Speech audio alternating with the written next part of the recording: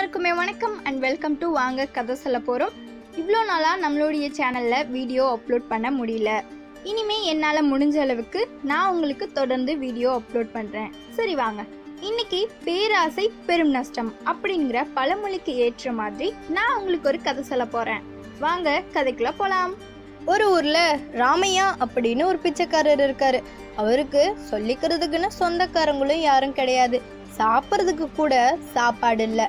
அவருடைய ஆடை எல்லாமே கூட ரொம்ப அழுக்கா அங்கங்க கிழிஞ்சு போய் தான் இருக்குது. அவர்கிட்ட ஒரு பழைய கோணிப்பை மட்டும்தான் இருக்குது. அதை வச்சுதான் அவர் பிச்சை எடுத்துட்டு இருக்காரு. அப்படி ஒரு நாள் ஒரு வீட்டு முன்னாடி நின்று பிச்சை எடுத்துட்டு இருக்காரு. ஆனா அந்த வீட்டிலேருந்து அவருக்கு எதுவுமே கொடுக்கல.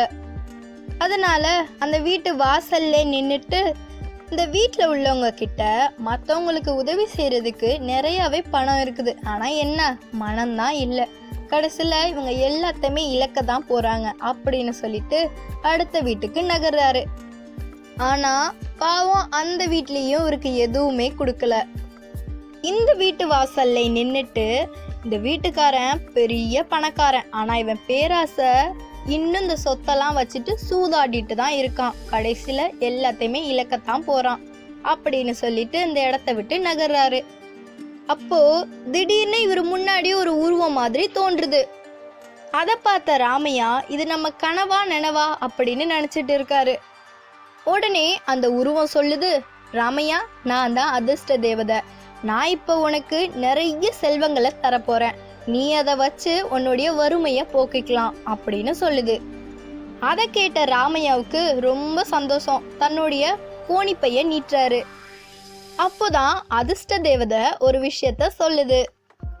ராமையா, நான் அளிக்கிற செல்வங்கள் எல்லாமே உன்னுடைய பையில விழுந்துச்சு அப்படின்னா அது தங்க நாணயமா மாறும். அதுவே பூமியில விழுந்துச்சு அப்படின்னா அது தூசியா மாறி காத்தோட காத்தா மறைஞ்சு போயிடும் அப்படின்னு சொல்லுது. உடனே ராமையா ஒரு தங்க நாணயம் கூட கீழே விழுந்துடக்கூடாது அப்படிங்கிறதுல ரொம்ப கவனமா இருக்காரு. அதிர்ஷ்ட தேவதை செல்வத்தை கொடுக்க ஆரம்பிக்குது. ஒவ்வொரு செல்வமும் பைக்குள்ள விழுந்து தங்க நாணயமா மாறுது. இப்போ 3/4 வாசி பை நிறைஞ்சிருச்சு. இப்போ அதிர்ஷ்ட தேவதை போதுமா ராமையா அப்படின்னு கேக்குது. உடனே அதுக்கு ராமையா, இல்ல இன்னும் பை நிறையல, இன்னும் கொஞ்சம் கொடுங்க அப்படின்னு சொல்றாரு. மறுபடியும் அதிர்ஷ்ட தேவதை செல்வத்தை கொடுக்குது. இந்த தடவை பை எல்லாமே நிறைஞ்சிருச்சு.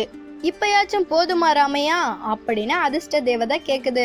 அதுக்கு ராமையா, இல்ல எனக்கு இன்னும் தங்க நாணயம் வேணும் அப்படின்னு ராமையா சொல்றாரு.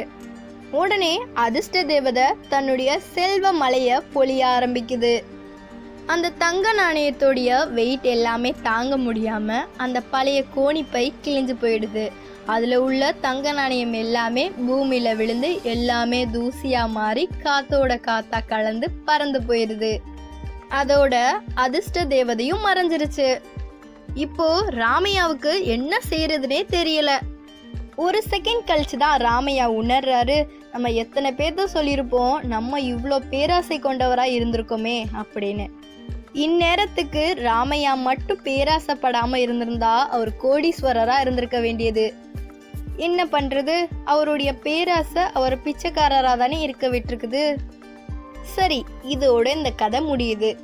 இந்த கதை மூலியமா நாம பேராசை எவ்வளோ கெடுதலுனோ நமக்கு கிடைக்கிற வாய்ப்புகளை பேராசை மூலியமா நழுவ விடக்கூடாதுன்னு தெரிஞ்சுக்கிட்டு இருந்திருப்போம். இந்த கதை கண்டிப்பா உங்களுக்கு பிடிச்சிருக்கும்னு நம்புறேன்.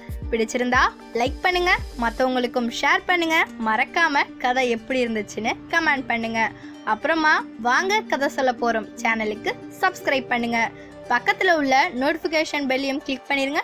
இதே மாதிரி நல்லா இன்ட்ரெஸ்டிங்கா உள்ள கதைகளோடு நான் உங்களை சந்திக்கிறேன். நன்றி.